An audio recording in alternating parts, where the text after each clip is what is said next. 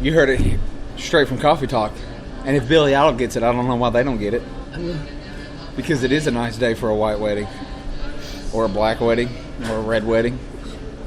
If you're into that purple stuff, it could be a purple wedding. But whatever color wedding it is, you understand it here and you heard it first here. Jesus is on the main line. And we are gathered here in the hub of the world, the metropolitan area. It's where everything in America happens. Actually, it's where everything in the world happens. And it is straight up Owensboro, Kentucky. Well, I know. You all are like quitting your jobs right now and to move here. Michael Hurt, the DJ, he'll be glad to lend you one of his rooms in his house, and Logan will put you in the attic of his house. It's on his back porch. And on his back porch. So, if you're considering and contemplating moving to the hub of the world, just comment on the Coffee Talk website. We'll get you hooked up. So, we're in Matthew chapter 22, and multiply 3-point trace. Say that in English and Spanish. Okay. Is that legal? I think so. It's legal in 3 states, including Kentucky, and only on Saturday mornings at 6 a.m. So, come on. All right, let's get started. I always thought this parable was strange. It's understandable until like verse 11. And then the king sees the guy that's not wearing a wedding garment and he has him basically killed. But he was wanting people to come to his wedding. So I think, I don't know, it's almost as weird. I guess this parable you can only take it so far. You can't think of all of that. It just always seems strange to me. They want people there and then there comes some guy in. Well, what's the proper But if you- what's if the you proper look at- attire in If you this? look at 14, though, many invited, but few were chosen, right? I think that's kind of like somebody sitting in a pew at church that thinks they're going to heaven but don't have a relationship with Jesus Christ, right? Well, they're part of this party, but yet they're not part of the party. Shows up to judgment and there's no wedding garment. Wedding garment, a.k.a. blood of Jesus. and you thought this was just a crazy story? Just the story. Oh my goodness. We could subhead the subheads. I mean, I know they did. Subtitle the subtitle. Their wedding ceremony was something crazy. And obviously, I can't help but think of this in America, which is totally normal. Sort of. To us. So there's a them, that was week-long festival or something, wasn't it? How awesome would a week-long festival be? It would get expensive for the parents, but it would be awesome. Hanging out with your besties, taking selfies. I just had to throw that in there. Because it's just funny. Nothing like a good laugh at 6:30 in the morning. I think the big point is especially verse 9 and 10, is to go out basically to the highways and byways. Bringing is, we're supposed to be going out, and we're supposed to be inviting whoever. And if they don't want to come, we make them. yeah, we do that too. Or camp on the roof of the church. Maybe they wanted in so bad.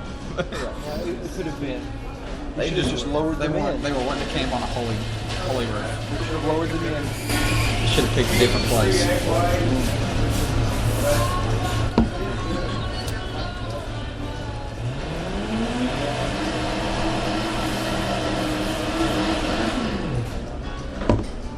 I kind of like the word Herodians. Verse 16. Yeah. And then you had the Herodians and the Pharisees trying to accuse Jesus of an IRS scandal.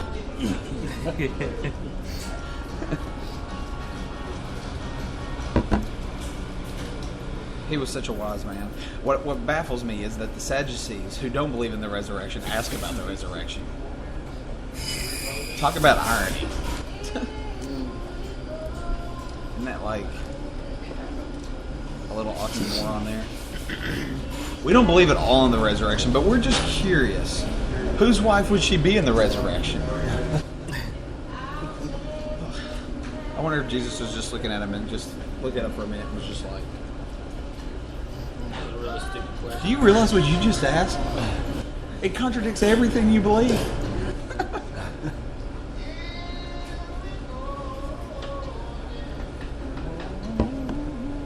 I don't know. I wonder how much they really like internalize these questions before they ask them. They're like, how about you, Methuselah? Why don't you go ask him this question? You know? Thaddeus? Be a good young lad and go ask Sir Jesus this one. I like his answer though. Basically says you're wrong because you don't know what the Bible says. Yeah. You know neither the scriptures nor the power of God. Such an eloquent little insult. Yeah. He's really good at that. He's really good at it. It is just so like I don't think there was any real thought put into these questions. I think they were just rapid fire desperation attempts. So they're trying to catch him, right? Yeah. Even the verse before, it's kind of cool because they're trying to catch him. Are you supporting the government, or is your God anti-government and takes you away from all the rules and regulations? right. Kind of pretty much. Yeah, it's almost like they're at this point now in where we are, obviously in the gospel account. Jesus is obviously nearing Jerusalem because we just had the triumphal entry. At this point, they're just trying to do anything at all costs just to figure out some way to trap him. Okay, there's got to be a way to trap him. Sadducees, I know you don't believe in the resurrection, but you need to go ask him this question. Okay? I know you're going to sound like an idiot, but we are close, guys. We're close. I really do feel that we're like extremely close to this until they get to the part, I don't know what chapter it is, where they're like, by what authority do you baptize? And he says, well, was John's baptism from heaven or from man? And they decided not to answer. And he's like, I'm not answering either. And they decided not to ask him any more questions. They were like, okay, we're done. Not going to happen. We got to find another route. So it almost is like it's just that we're just going to keep pressing it. It's the same. It's the mob mentality. I mean, I see it at work, right? People want to get you in front of a bunch of people when they ask you a question. Because they know it's going to spur 10 other people throwing arrows at you. Have you been to a business meeting lately? They are. It is. No, but it does. It's like one person's just going to say something off the cuff, and all that does is just create just a little steam in another person. And that way, that's the focusing on them, right? Mm-hmm. Yeah, it's not me being Andy Crabapple. We just take a century step backwards.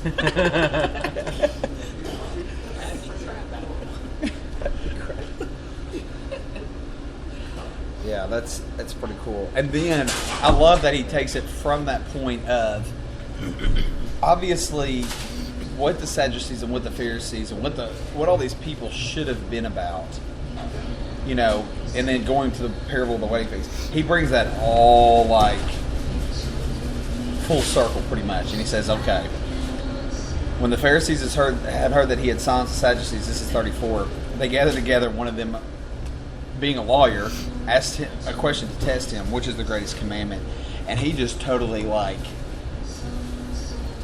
basically smites them in a way, but he brings everything around because, you know, obviously it all comes down to love, and that's what it's mainly about. And he's just basically you need to love God with everything. Yeah, what is love, baby? Don't hurt me. Don't hurt me.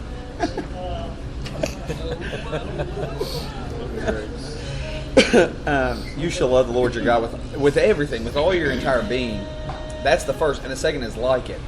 And then he just totally like brings in everything, and he's like, everything that you all believe, the law and the prophets, everything that you just hold so near and dear to your heart hangs on these two laws. And so it was almost as if you follow the law with no love. And so there's no purpose to what you do. Too bad 1 Corinthians 13 was not written at the same time as this, you know. You're like a sounding gong and a clanging cymbal if you have not loved. And it's so true. I feel like what Paul wrote in that, talking about the Corinthian church, and I think he was thinking a lot about this verse at the same time, is like, love is everything. And if we have not loved, then basically we are nothing.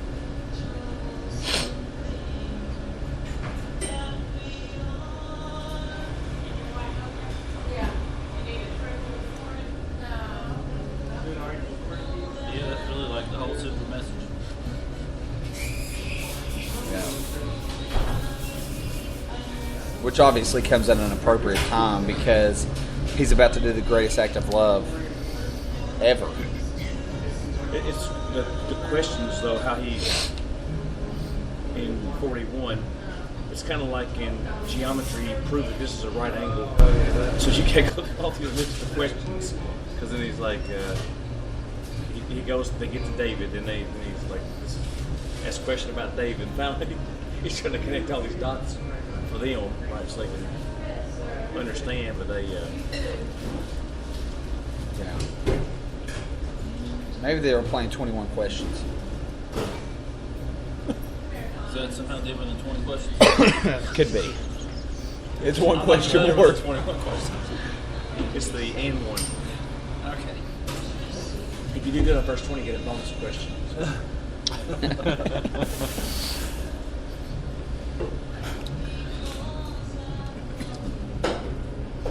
Of course, you know, just thinking that what's to come, and then the whole next chapter, he's just talking about love, and then, you know, the whole chapter is basically bashing. Woe to you, woe to you, woe to you. Yeah, it's... Well, it proves that you can have love, but you can stay strong. You know, scruples. It is, and we can bleed over into 23. It's not a I mean, that obviously we're not tied down to one chapter a week, but it almost is. It's almost now. It's like, okay, it's all about love, and then he's going to jump into chapter 23, and it's like everything you all have ever done is anti-love, basically. And he even tells them, he says, practice and observe whatever they tell you, because pretty much what they were doing, in a sense, was biblical.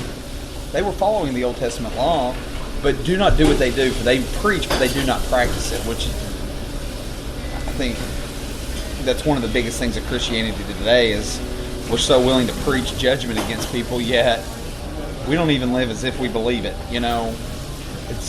There's nothing there, and then he just goes on giving a nice challenge in verse 11 and 12 of 23. The greatest among you shall be your servant. Whoever exalts himself will be humbled. Whoever humbles himself will be exalted. So giving a challenge of you need to be a servant, and then smiting everyone, every religious leader, you know, for everything that they do. Calling them blind guides, calling them hypocrites. Well, every one of those, they all go back to that, you know, the hypocrite thing is not putting God first. The verse